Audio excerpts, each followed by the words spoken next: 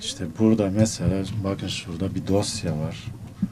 Bu dosya üzerinde mesela okuyan kişi zaman zaman öksürüyor okuma esnasında ya da değişik tıkırtılar olabiliyor, boşluklar verebiliyor. İşte ben bütün onları silip temizleyip o dosya sanki hiç hata yapılmamış gibi bir hale getiriyorum ve dinleyen kişi bütün olarak dinleyebiliyor.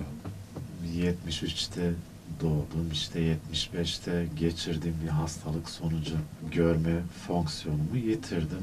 Tabii hani köyde idik o zaman ve Türkiye'de ve bizim gibi toplumlarda oluşan sakatlıkların %90'ı neredeyse bir cehalet ve eğitimsizlik sonucu oluşuyor.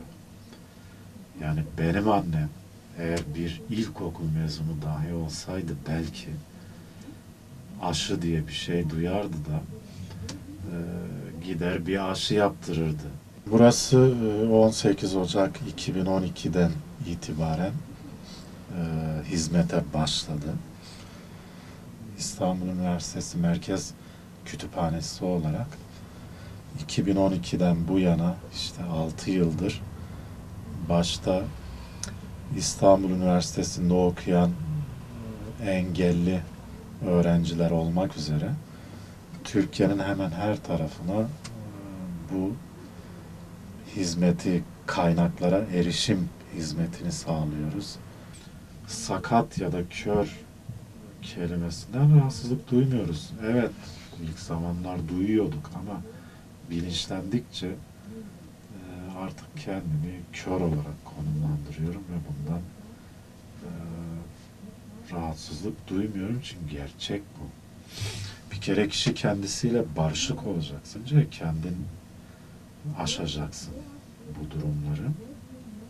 Dolayısıyla biri sakat dedi diye kör dedi, aman estağfurullah, aman bu bana niye kör diyor, kalkıp karalar bağlamanın bir anlamı yok. İşte kimi de normal der. İşte biz normal olanlar, ya diğeri anormal mı?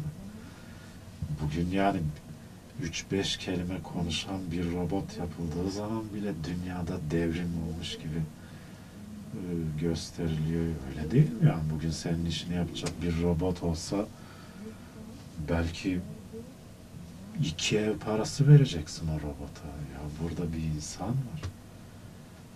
Yani şimdi bir gözü yok diye, 2 gözü yok diye, velev ki tek gövde olsa bile hiçbir makine o insanın değerinde değildir. Bir insanı böyle küçük görmek, yani bu kimsenin haddine değildir bir kere. Yani bir kere sen eğer beni küçümseyeceksen benden kat ve kat müthiş güçlü bir varlık olman lazım. O güç var mı? Yok. Peki sen kendinle alakalı bütün yaşamını kendin yönlendirebiliyor musun? Örneğin hasta olmamayı ya da hiç acıkmamayı, hiç su içmeden uzunca yaşamayı ya da hiç ölmemeyi tasarlayabiliyor musun? Yok. Sen de zayıfsın.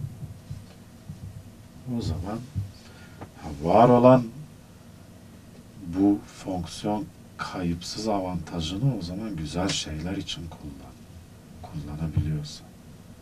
Eğer bunu kullanabiliyorsan müthiş bir insan olabilirsin. Değilse hiçbir şey.